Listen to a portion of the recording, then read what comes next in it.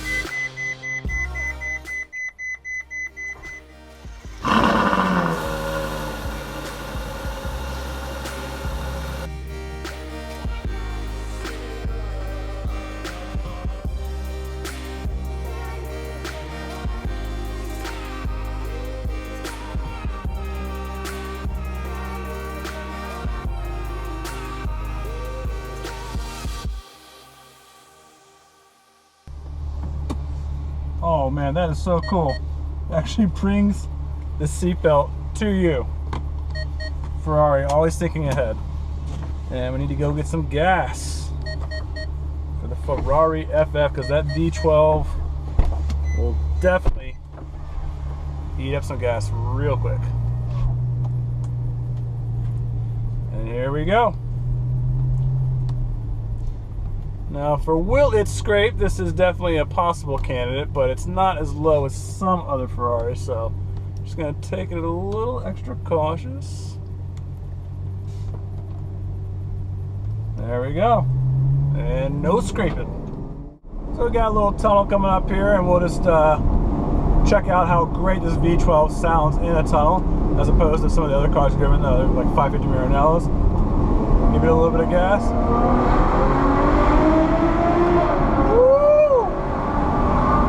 That sounds beautiful.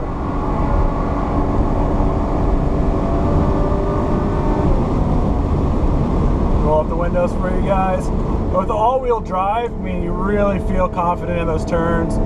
Giving it gas, you know, that was not very fast at all. But you know, the all-wheel drive, a lot of times, you know, some cars when they have that, the steering's a little bit heavy. This is extremely light. A lot of the other modern-day Ferraris feel the exact same way. So you're not really even getting any sort of you know, different feeling, the fact that the car is all-wheel drive. It's so funny, every time I go to reach for the blinker, obviously it's a huge fail and a whiff there, because it's not even, there's no column there. I'm just going to accidentally tap as the paddle shifters here. So this is the modern day Ferrari, where they put essentially everything on the steering wheel. The blinkers, I really think, are actually in a pretty cool location, but you put the headlights on here, you got the suspension, windshield wipers. The Manatino switch is absolutely necessary. Start button looks amazing, but I think it's just a little bit overkill. Especially the one thing I've noticed over the years is that when people get that death grip, they're racing, or they might come up and they stop the car and they go and they do this. The thumbs are right where the horns are. So I mean, it's happened multiple times. Of course, it's, you know, people look up at you like, well, why are you honking at me? It's just an accident. So I think Ferrari went a little bit overboard on the buttons and where they're located, but the blinkers are actually right by the thumbs. Really, really nice. You click them once to engage, click the second time to disengage, but it takes a little bit of while to get used to, but I do think it does serve a purpose. It is more efficient to have them there. Just went a little bit overboard with the rest of the buttons. When the Ferrari FF first came out, I felt like they were trying to duplicate what Porsche did with the Panamera, which was a great success for Porsche. It really moved a lot of sales. You know, it's more applicable to those people who have a family, but still want a performance car. So I get that they're trying to kind of feed off that experience and success that Porsche had, but Ferrari took it to a whole nother level. This is much more intense than the Porsche Panamera. Panamera, I've never really liked the look. Stylistically, I love the Ferrari FF a lot better, but I don't feel like this is that dumbed down of a version of a Ferrari. I feel like you're getting a lot of the same things that you do from any other Ferrari, whereas the Panamera Turbo, I just feel a little bit cheated, if you will, on it doesn't really excite you. So I feel like this car still has that same excitement level, which is really, really nice. And of course, you can fit, you know, two pretty well-grown sized kids in the back. I was back there earlier this morning and, you know, moved the seat up a little bit. You have plenty of room. So really, really nice job, Ferrari. Ferrari did a great job at minimizing the blind spots inside this car. A lot of times you get a hatchback or a wagon, you really can't see too much out the back, but the rear quarter windows are big enough to work in collaboration with the actual rear window, where you can see pretty much, you know, almost like a 360 around the whole car. So really great visibility. The first thing I really like about this car is that digital readout for the passenger. So a lot of times you're on rallies, you're filming, if you will, you want to know how fast you're going, you can actually simply just look down there at the digital display, and it has a button where you can cycle through a couple of different options for you, you know, what's being displayed to you. And that actually carried over into the new Lusso model. The Lusso actually has a better display, if you will, kind of better readout or contrast. This one's still really cool, and it was kind of a risk for Ferrari to put that there because, to my knowledge, that had never existed before. Who knows who would like it, but it seems to have, you know, caught on pretty well, and I think it's one of the coolest things that's inside the interior of the FF. Oh man, that's a beautiful, beautiful sound. And one of the things I love so much about this car is it has that little shift indicator at the top here for, you know, when the lights go all the way across until they reach the far right, and that means, of course, it's time to shift. That's something that initially started in the Enzo, if I'm not mistaken. Please correct me in the comments below. And then it made its way onto the 430 Scuderia, and now it's in the Ferrari FF. So I think it's really, really cool that it's trickled down over time. A very simple thing that I think is absolutely cool to look at as you row through those gears. The second thing I really like about this Ferrari is the all-wheel drive, or the four-wheel drive. It's not four-wheel steering, so let's be very specific about that. But this car enables you to go up in the snow if you're on a rally or a road trip, which I think this car is ideal for. You can hit those mountain passes. If you have a set of snow tires, you can go find an empty parking lot, do some donuts.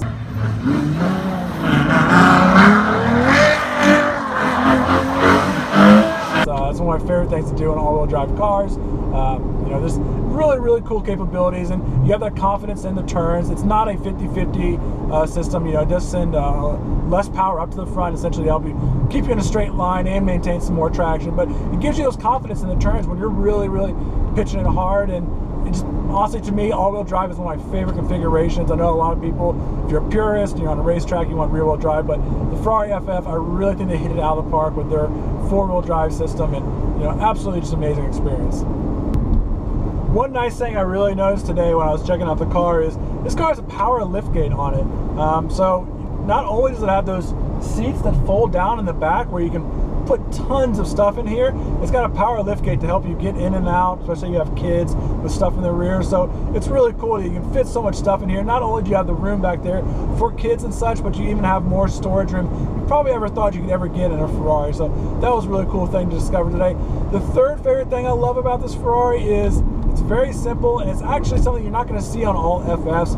This car has a built-in in-house DVD player, and also it's in the rear headrest back here. So if you have kids in the back, you can pop in a DVD, keep them entertained. Perhaps it's one of your favorite movies. But it was really cool because, you know, I know it seems simple, but the sound system in here is also impressive. So you mix together, you know, the ability to play a movie, amazing sound system, keep your kids entertained. There's actually Ferrari headsets that come with this car as well, so you get that option from the factory for the DVD player. You get the headsets with it as well, and I used to have that in one of my cars, and you can pop in a movie, especially if you're waiting somewhere, and it's absolutely like you're not going anywhere. And oh my god, oh my! I thought it was a CGT, but it's just a 430. Anyway, as I was saying, I really think the DVD player is my third favorite thing about this car. The fact you can entertain your kids, play some really cool movies. The sound's going to sound amazing in this car. Really nice sound system. I actually checked it out here this morning with one of my favorite movies. Nice car. What's the retail on one of those? More than you can afford, pal. Ferrari. So that's really, really cool option for the factory. You're not going to see in a lot of Ferraris that I personally would go for. So the type of person I can see owning this Ferrari FF, somebody who wants to own a Ferrari, maybe now as a family, but still wants the performance. This is a great car for them. If you go on road trips, if you're going on a rally, this is another great car. It's a good daily driver. It's very manageable. It does eat a little bit of gas, of course, with the V12, so there is that to think about. But this is such a better car than the Porsche Panamera. I know they're not really in the same league. I think they're, they're kind of trying to do the same thing, but this is very, very different from what the Porsche Panamera is, especially stylistically. I can't tell you how much more I prefer this than the Porsche Panamera. So I can see this for somebody who doesn't want to own that flashy Ferrari. This is a really, really nice color. It's not that Ferrari red, so it doesn't grab too much attention as you're driving it around, but you still get all that crazy performance. And again, it's not a dumbed down version of the Ferrari. I feel like you're getting everything really, really spot on. Performance, interior, styling. So really, really great job for Ferrari, and I love this car. Thank you for tuning in to another episode of the Formula Review. It's been an absolute pleasure to be able to share this Ferrari FF with you. Ferrari really executed nicely on the four-wheel drive, the space inside here, plenty of room for your kids, your family, luggage in the back. They have 2 cars in the inventory right now at San Francisco Sports Cars that are Ferrari FFs. This one's the black with the DVD player and the headrest. So this is, again, a little bit more special than the other one they have currently in stock. Amazing car. Really glad I get to learn more about this and share it with you all. If you want more information, this one's priced at about $169,000. Reach out to Brad at San Francisco Sports Cars. Let me know, what is your favorite performance hatch? I love the BMW Z3Ms, the really kind of an old car now, but they've gone up in value recently. So this is a really, really cool opportunity to share this with you today. Thank you for tuning in, and I'll catch you on the next episode.